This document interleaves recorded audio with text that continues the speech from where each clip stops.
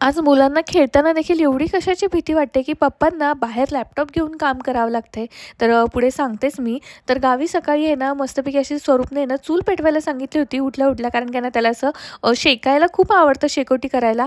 आणि त्यानंतर बघा तिथे त्याला पोहे, उपमा काहीही नाश्ता नको असतो. त्याला आहे ना ऊस खायला आवडतो आणि शिशाचा देखील फेव्हरेट आहे. म्हणजे गावी गेल्यावर त्यांना मुलांना आहे ना घरचे ऑर्गॅनिक फ्रूट जसे की पपई, चिक्कू आणि रामफळ.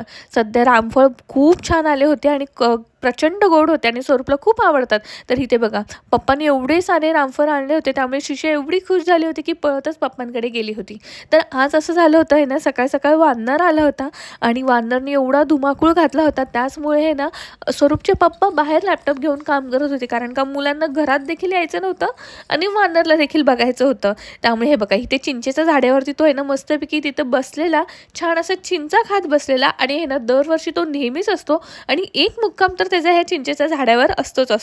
तर इथे बघा चिंचा खात होता आणि थोड्या वेळाने तो खाली उतरला आणि मुलं घाबरली, ओरडायला लागली. त्यामुळे ना नेहमीच म्हणजे असं वानर आहे तोपर्यंत तो पूर्ण दिवस आम्ही मुलांबरोबरतीच होतो. जरी ते बाहेर खेळत असेल ना, तरी कोण ना कोण त्यांच्याबरोबर होतंच. तर इथे बघा वानर येतोय म्हणून आहे ना मुलांनी आहे ना जय श्रीरामचा नारा देखील लावला होता.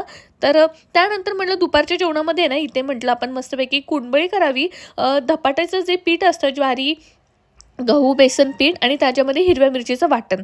तर ह्याचे डिटेल व्हिडिओ आहे ना फुल व्लॉगमध्ये मी टाकलेला आहे. नक्की चेक करा ही रेसिपी. तर तुम्ही अशा प्रकारे कधी आहे ना तळून केलेल्या आहेत का कुंडबळी? आणि आहे ना हे 2-3 दिवस टिकतात. त्यामुळे ना प्रवासात वगैरे जर खूप उपयोगी पडतात आणि छान लागतात. आणि दह्याबरोबर ती आहे ना तर ह्याची टेस्ट अप्रतिम लागते.